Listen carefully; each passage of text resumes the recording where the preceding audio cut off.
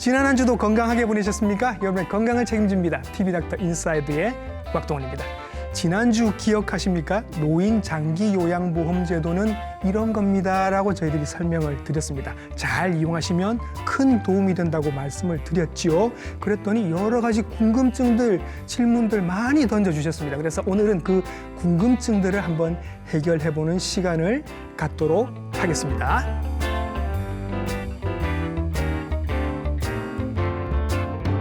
스튜디오는 여전히 나와 계십니다. 국민건강보험공단의 진서윤 선생님 나와 계시고요. 질문들부터 빠르게 한번 저희가 여쭤보도록 하겠습니다. 정말 좋은 질문들이 선생님 많아요. 날카롭습니다. 자, 보세요. 이런 분이 계십니다. 저희 부모님이 장애 4등급 판정을 이미 받으셨습니다. 그래서 장애에 대한 활동지원급여를 이미 받고 계세요. 그런데 이런 분들도 노인장기요양보험 신청을 할 수 있습니까? 네. 활동지원급여를 받고 계시는 분이시더라도 네. 장기요양 신청은 가능하신데요. 예. 근데 두 개를 놓고 보면은 엄연히 다른 서비스이기 때문에 예. 이제 사회 서비스인 활동지원급여와 예. 그리고 사회보험제도인 노인장기요양보험은 중복해서 사용은 하지 못하십니다. 아, 그래요? 네. 안타깝게. 예. 그래도 이게 뭐 어떤 경우는 또 중복이 되는 경우도 있을 수 있으니 일단 한번 신청은 해볼까요? 제 마음은 그런데. 65세 이상이시면은 예. 이제 장기요양 급여를 먼저 이용하도록 되어 있고요. 네. 65세 미만인 분들은 이제 본인에게 어떤 서비스가 필요한지 잘 생각하셔서 선택해서 이용하면 되겠습니다. 네네. 그래도 저는 일단 한번 신청을 해보고 뭐 잘리더라도 그런 생각이 한번 들긴 하네요. 또 이런 경우도 있습니다. 제 주변에 독거노인으로 생활하시는 분이 계십니다. 저한테는 타인인 거죠. 이제 모르는 분입니다. 이런 제도도 그분은 당연히 모르시고 있는 것 같고 약간 치맥기도 있어 보입니다. 정말 딱하네요. 그래서 더 늦기 전에 비록 타인이지만 저라도 대신해서 이 제도를 알려드리고 신청을 해드리고 싶은데 가족이나 연고자가 없으면 다른 사람이 타인이 대신해서 신청할 수 있나요? 라고 하셨습니다. 네.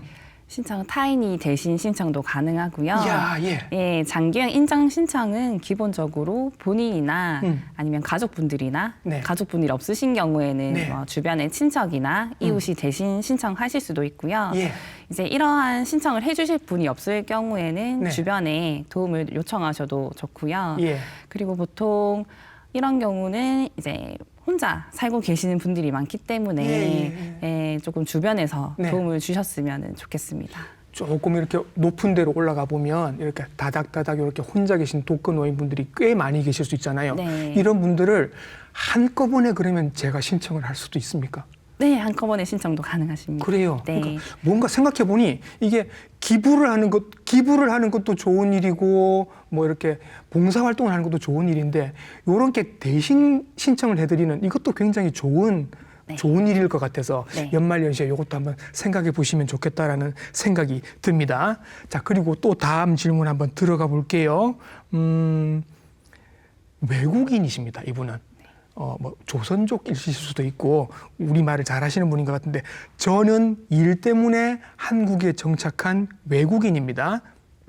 한국이 좋아서 부모님도 모시고 와서 함께 살았으면 고민을 하고 있는데 그렇게 되면 한국에 계시는 우리 부모님, 즉 외국인도 노인 장기요양보험 제도를 서비스를 받을 수 있나요? 라는 질문입니다. 네. 외국인의 경우. 네. 외국인 분들도 네. 내국인과 마찬가지로 장기요양 인정 서비스를 신청하실 수 있으신데요. 오, 가능해요. 예. 네네. 건강보험에 가입되어 있는 재외국민이나 네. 외국인 분들 같은 경우도 네.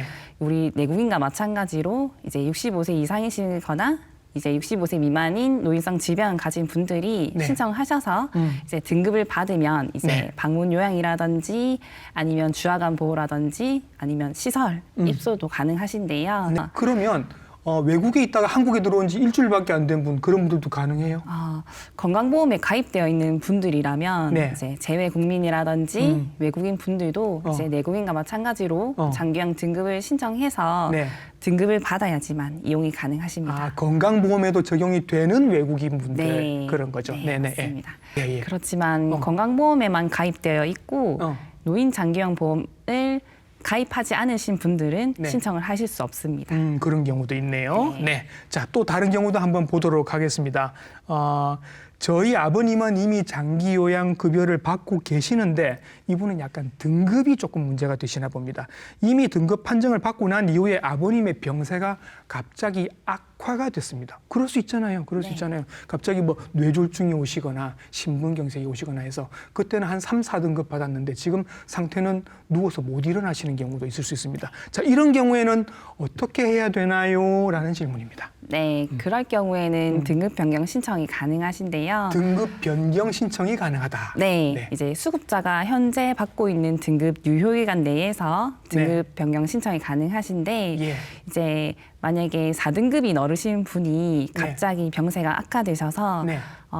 혼자서 밥을 드실 수 있으셨는데 네네. 갑자기 혼자서 밥을 먹을 힘도 없고 조금 더 도움이 필요하다. 예. 이럴 경우에 등급 변경 신청 가능하시고요. 네. 이제 조금 더 높은 등급을 받고자 하는 경우 이제 그럴 경우 신청도 하시고요. 예. 예, 인정 신청 절차는 앞에서 말씀드린 신청 절차와 동일합니다. 그렇죠. 그러니까 예를 들어서 지금까지는 방문 요양을 받고 계셨어요. 네. 집에서 생활하시면서 방문하셔서 이분께서 식사 조금 거들어 주시고 청소 약간 거들어 주시고 그 정도였는데 갑자기 뇌졸중이 와서 이제 그냥 누워 계시는 상태가 된 겁니다. 이러면 요양원에 가시는 게 좋을 것 같은데 그러면 그냥 못 가시잖아요. 네. 이미 그전에는 4등급을 받아놨으니까. 네. 이런 경우에는 다시 한번 등급을 판정을 다시 해주세요라고 신청할 수가 있다는 얘기인 거죠. 네, 맞습니다. 예. 그러면 다시 요양원을 가시거나 시설로 가실 수 있는 등급으로 승급이 될 수도 있다. 반대로 낮아질 수도 있습니까? 네, 조금 몸이 호전이 되셔서 네네. 받은 등급보다 네. 더 내려갈 수도 있는 점 참고해 주시면 되겠습니다. 예. 그런 경우도 있을 수 있다고 말씀을 드리겠습니다. 자, 또 다음 케이스를 한번 보도록 하죠. 이 참 가슴 아픈 케이스네요.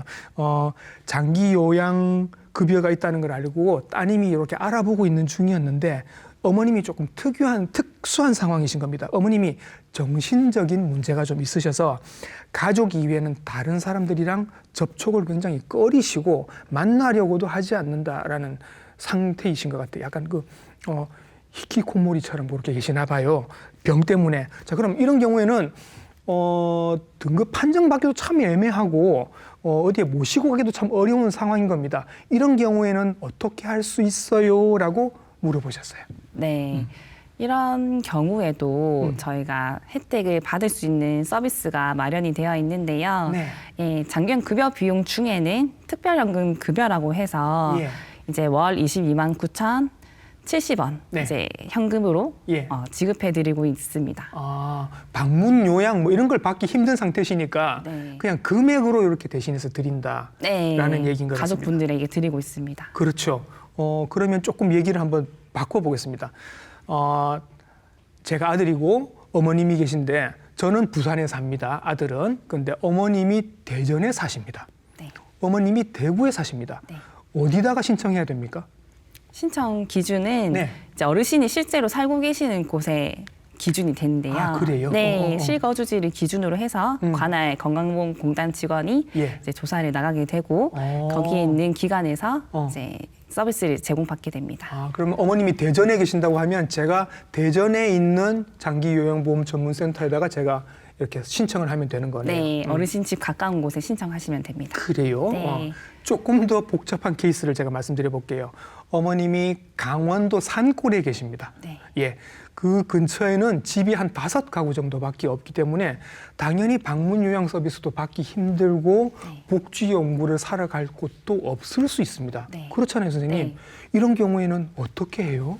그럴 경우에도 가족 요양비를 지급받을 수 있는 기준이 되는데요. 예. 이 가족 요양비를 지급받을 수 있는 기준은 3가지가 있습니다. 예. 네, 3가지를 말씀드리면 네. 이제 첫 번째로 아까 말씀해주신 강원도 산골 지역이나 네. 아니면 도서벽지, 섬 지역에서는 이제 장기형 기간이 정말 없는 경우가 많은데요.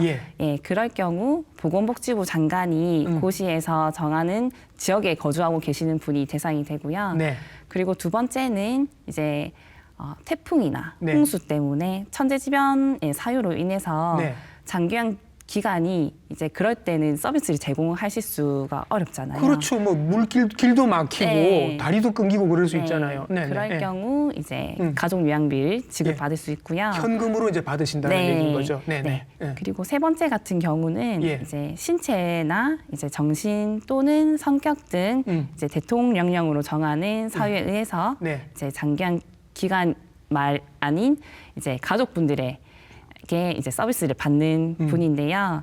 이럴 경우는 진단서나 네. 이제 증빙 서류를 공단으로 제출해 주시면 최종적으로 등급판정위원회에서 이제 결정을 하게 됩니다. 아까 그 어머님의 약간 정신적인 문제가 있는 경우가 요 세 번째 경우에 해당이 돼요. 네, 맞습니다. 이런 경우에는 뭔가 서비스를 받기 조금 불편한 힘든 경우가 생길 때는 가족들이 현금으로 받을 수도 있다라는 얘기가 되겠습니다. 현금으로 받는다고 하니까 또 약간 여기서 나쁜 생각을 하시는 분들도 있으실 것 같아서 그 부정 수급 사례들도 있다면서요. 평소 등산을 자주 하시던 분이었는데 네. 자신은 걷지도 못하고 밖에도 못 나간다고 이런 거짓 진술로 인해서 저희 등급을 받으신 경우도 있으시고요. 예. 또 다른 어르신은 혼자서 식사도 하시고 혼자서 옷도 입으시는데 네. 이제 혼자서는 아무것도 못한다면 높은 등급을 받은 경우도 못하는 있습니다. 척, 뭐 안 되는 척, 네. 장애가 있는 척 하셨다는 거죠. 네, 맞습니다. 음. 그래서 공단에서는 그런 분들에 대해서 네. 이제 신고를 해주시면 네. 이제 소정의 포상금을 드리고 있습니다. 예. 그리고 당연히 그렇게 신청하신 분들은 나중에 처벌도 받으시겠죠. 네. 예, 자 그럼 또 계속해서 질문을 한번 드려보도록 하겠습니다. 제가 보니까 특이한 제도가 또 하나 있습니다. 치매 가족 휴가 제도라는 게 있네요. 그러니까 치매가 있으신 분이 있고 그 가족분들이 휴가를 가신다라는 얘기인 것 같은데 이런 제도가 있나 봐요. 예, 맞습니다. 예, 예. 치매 수급자를 모시고 계시는 가족분들은 네. 24시간 어르신만 돌보기가 힘들잖아요. 하루 종일 옆에서 떠나질 못합니다. 네. 예. 그럴 때 지치죠. 잠시나마 휴식이나 예. 잠깐 짧은 여행을 다녀온다고 하시면은 네.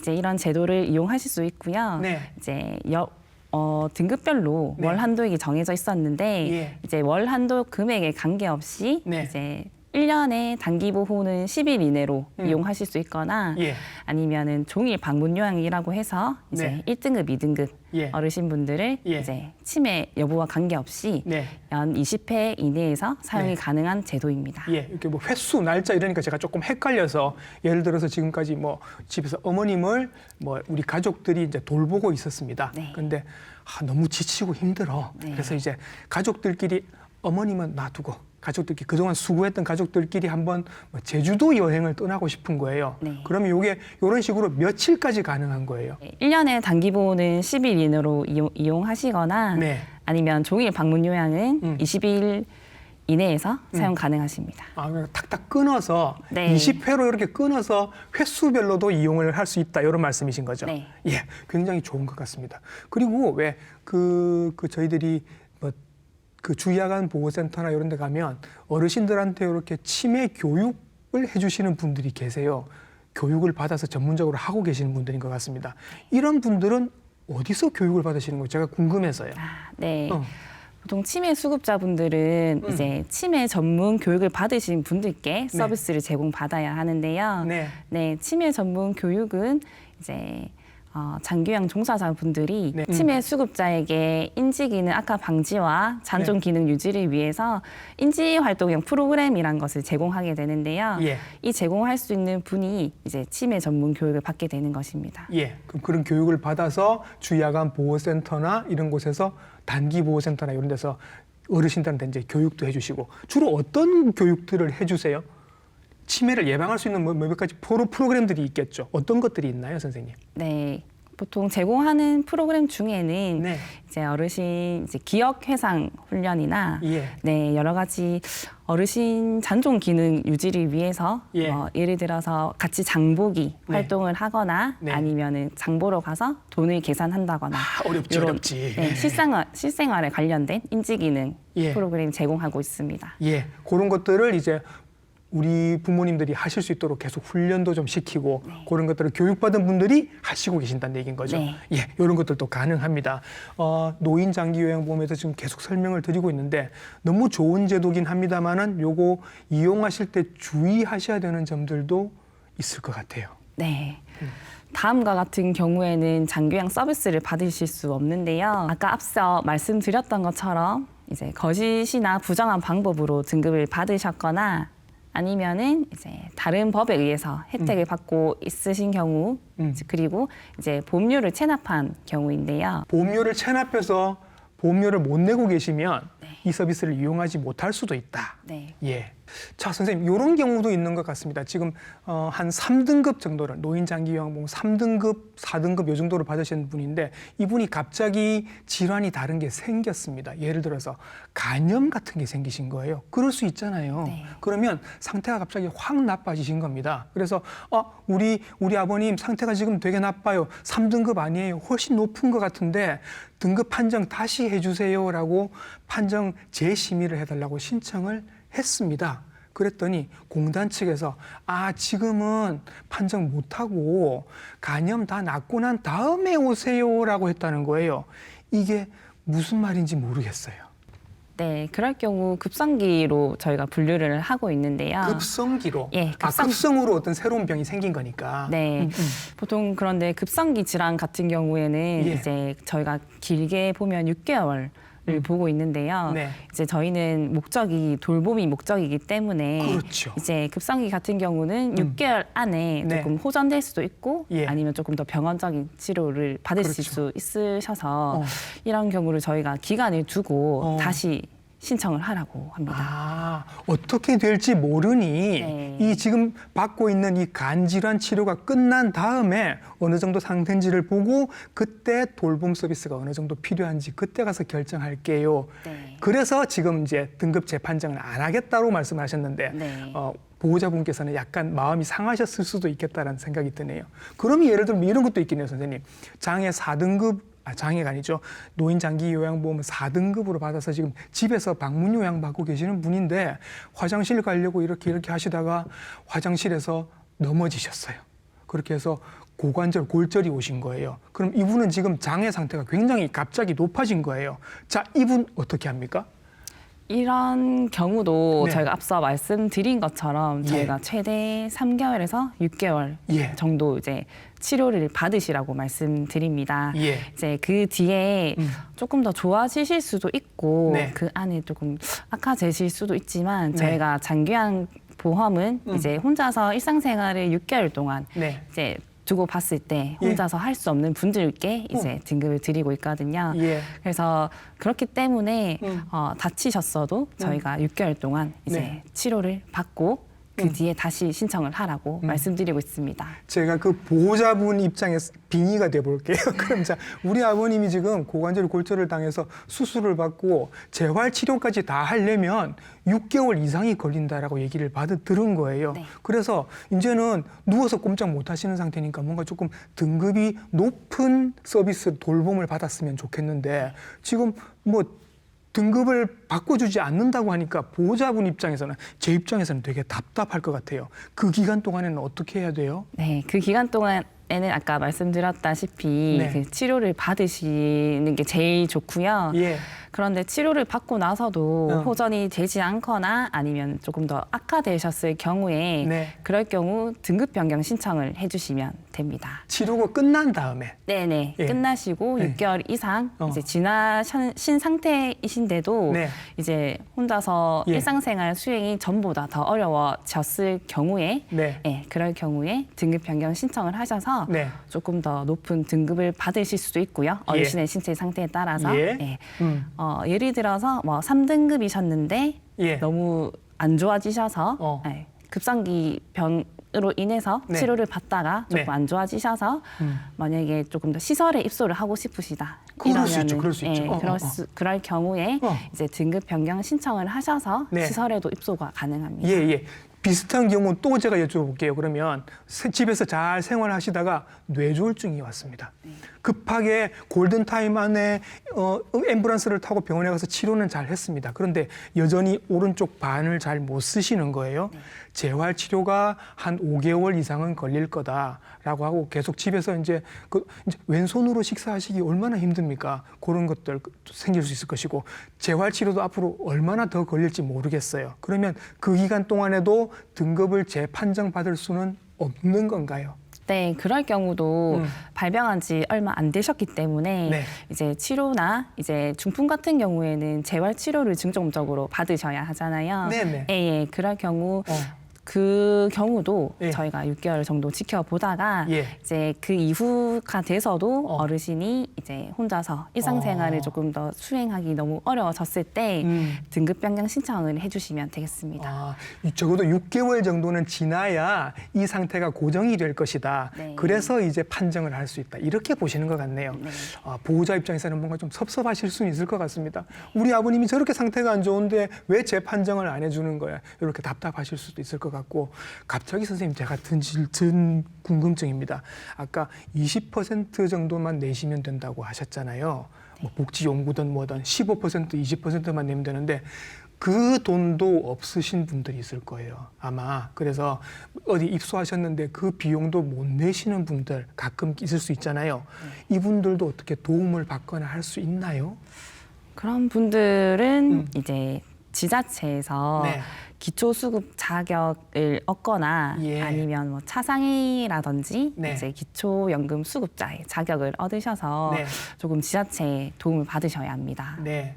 그 지자체에서 도움을 또 받는 방법이 있기 때문에 찾아보니까 방법이 많네요. 네. 저희가 몰라서 못 쓰고 있었던 거지. 질문들이 또 다양한 질문들이 들어옵니다. 이런 질문도 있네요. 지금 어떤 수술을 받으시고 지금 재활 치료를 받고 계시는 분인가 봐요. 근데 재활병원에 입원해 계시는 거죠, 지금. 그러니까 이분은 재활병원이 본인이 살고 있는 집과 뚝 떨어진 곳에 있는 겁니다. 그러면 이분은 지금 주소지를 어디로 해야 되느냐는 질문입니다. 그 재활병원, 입원해 계신 재활병원으로 주소지를 해야 되느냐 아니면 집으로 해야 되느냐. 어때요, 선생님? 예, 이런 질문을 많이 해주시는데요. 네.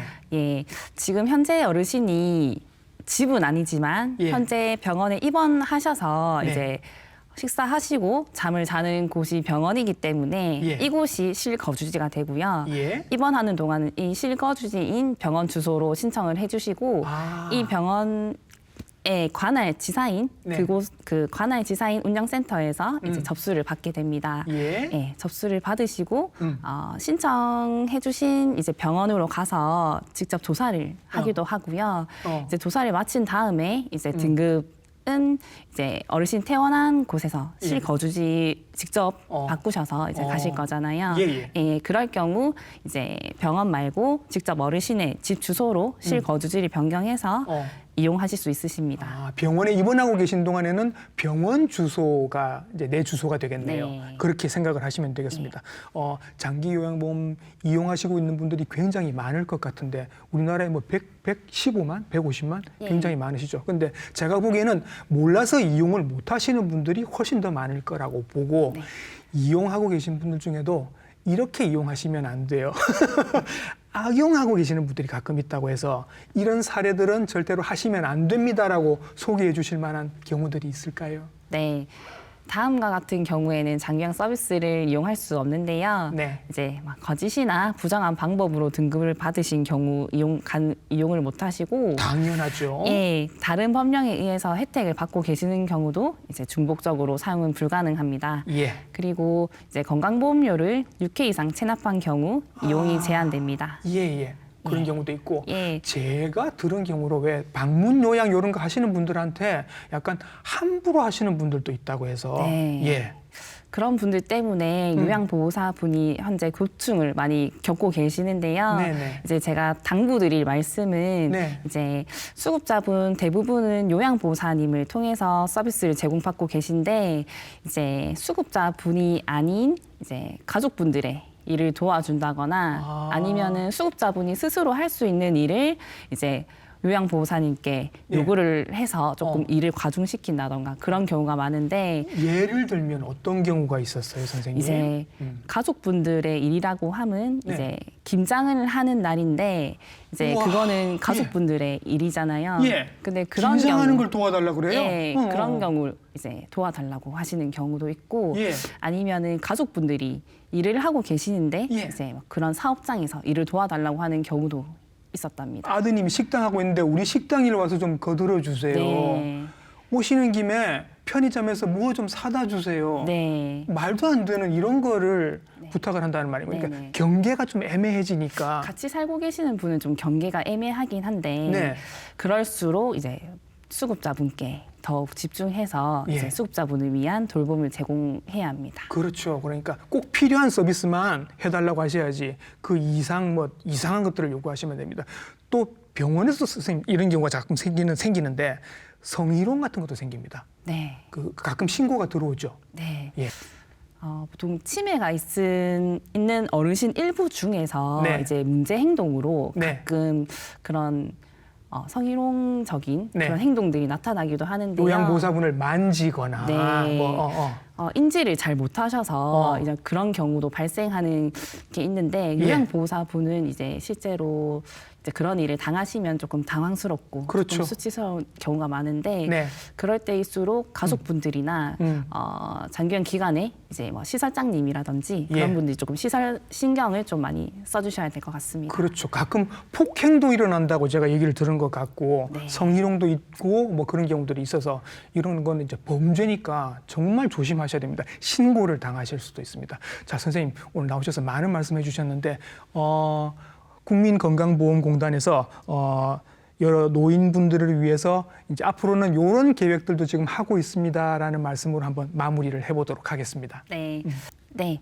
우리나라는 세계 어느 나라보다 빠르게 고령화가 진행되고 있고 내년이면 초고령 사회로 진입할 예정이고요. 이렇게 급격한 고령화로 인해서 돌봄이 이제 국민 대다수의 보편적인 문제가 되고 있는 요즘에 최근 관련 법률이 제정되었는데요. 의료 요양 등 지역 돌봄이 통합 지원에 관한 법률이 2024년 3월에 제정됨에 따라 2년 후인 2026년 3월에 전국 통합 지원 사업을 앞두고 있습니다. 네. 네, 전국 시행에 앞서서 12월 기준으로 현재 전국 32곳에서 시범 사업을 실시하고 있고요. 부산에서는 수영구에서 실시를 하고 있습니다. 네, 앞으로 건강보험공단은 우리 국민 모두가 살던 곳에서 걱정 없는 노후를 보낼 수 있도록 노인 의료 요양 등 통합 지원에 관한 사업을 차질 없이 준비하고 더욱 노력하도록 하겠습니다. 네, 좋은 사업들을 계속 진행을 하고 계획을 하고 계신다고 하니 저희도 한번 기대를 해보도록 하겠습니다. 긴 시간 동안 고생 많으셨습니다. 국민건강보험공단의 진서윤 선생님이셨습니다. 선생님 수고 많으셨습니다. 네. 자, 제도를 알고 이미 이용하고 계신 분들도 계시고 이번에 처음 알고 계신 분들도 계실 텐데요. 자녀분들이나 부모님들이나 잘 찾아보시고 혜택 꼭 챙겨 받으시길 바라겠습니다. TV닥터 인사이드 다음 주에도 좋은 정보로 인사드리겠습니다. 감사합니다.